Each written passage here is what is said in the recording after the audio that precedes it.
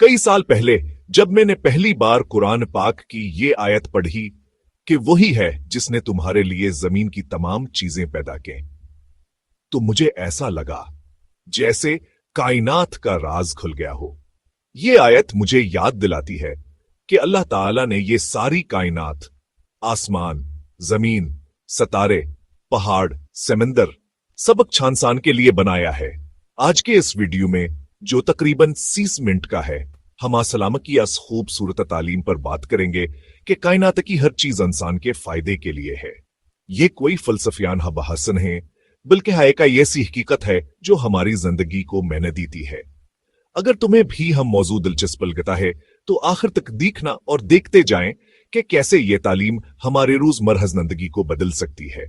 सलाम अलैकुम दोस्तों, क्या तुमने कभी सोचा है कि ये वसीए कायनात, ये आसमान जो रात को सितारों से जगमगाता है, ये जमीन जो फलों और फूलों से भरी है, ये सब कुछ क्यों बना? इस्लाम हमें बताता है कि अल्लाह ताला ने ये सब इंसान के लिए पैदा किया। जी हां, कुरान पाक में फरमाया गया है, वही है जिसने तुम्हारे लिए जमीन की तमाम चीजें पैदा की, फिर आसमान की तरफ मुतवज्जा हुआ। ये आयत मुझे हमेशा हैरान करती है। आज हम इस पर तफसील से बात करेंगे, क्यों कि ये न सिर्फ एक मजहबी हकीकत है, बल्कि ये हमें शुक्रगुजार बनाती है, जिम्मेदार बनाती है। अगर तुम मुसलमान हो या नहीं, ये बात सबके लिए है। चलो शुरू करते हैं। सबसे पहले समझें कि इस्लाम में कायनात की तख्लीक का क्या मकसद है। अल्लाह ताला फरमाते हैं, हमने आसमानों और जमीन को और जो कुछ उनके दरमियान है खेल तमाशे के लिए नहीं पैदा किया। सूरे दुखान। बल्कि ये सब इंसान के लिए है। सोचें, सूरज जो हमें रोशनी और हरारत देता है, चांद जो रात को खूबसूरत बनाता है, बारिश जो फसलें उगाती है, ये सब हमारे लिए। एक और आयत में है, और उसने तुम्हारे लिए वो सब कुछ मुस्खिर कर दिया जो आसमानों और जमीन में है, सब उसी की तरफ से है। मुझे याद है एक बार मैं पहाड़ों में गया था। वहां खड़े होकर देखा तो लगा जैसे ये पहाड़, ये दरख्त, ये दरिया सब मेरे लिए हैं। इस्लाम ये सिखाता है कि इंसान अशरफ अल मखलूकात है, यानी मखलूकात का सरदार, लेकिन ये आजाज जिम्मेदारी के साथ आता है। हम यहां अल्लाह की इबादत के लिए हैं, जैसा कि सूरे ज़ारियात में है, मैंने जिन्नों और इंसानों को सिर्फ अपनी इबादत के लिए पैदा किया। तो ये कायनात हमारी खिदमत के लिए है, ताकि हम अल्लाह को पहचानें और शुक्र अदा करें। क्या यह हैरान कन नहीं? ये सोचकर मेरा दिल खुशी से भर जाता है। अब कुछ मखसूस आयत देखें। सूरी बकरा आयत दी वही है जिसने तुम्हारे लिए जमीन की तमाम चीजें पैदा की। ये आयत वाजे करती है कि जमीन पर जो कुछ है, मादनियात, पानी, जानवर, सब इंसान के फायदे के लिए।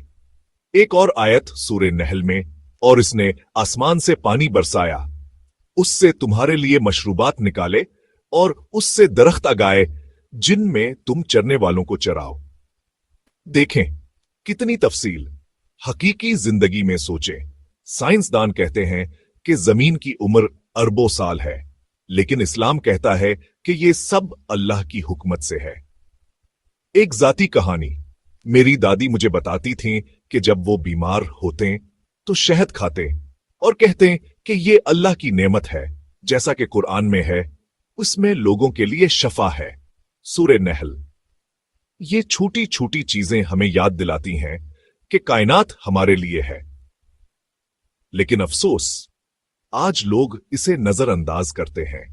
माहौलियाती मसाइल, जंगलात की कटाई, ये सब इसलिए कि हम भूल जाते हैं कि ये अमानत है। इस्लाम हमें सिखाता है कि जमीन को संभालो, क्योंकि ये तुम्हारे लिए है, लेकिन अल्लाह की मुल्कियत है। सोचें, अगर हम शुक्रगुजार हों तो जिंदगी कितनी खूबसूरत हो जाए। अब बात जिम्मेदारी की। अल्लाह ने हमें यह सब दिया है, तो हमारा फर्ज है कि इसका ख्याल रखें। रसूलुल्लाह सल्लल्लाहु अलैहि वसल्लम ने फरमाया, मुसलमान वो है जिसके हाथ और जबान से दूसरे मुसलमान महफूज रहें, और ये मखलूकात पर भी लागू होता है।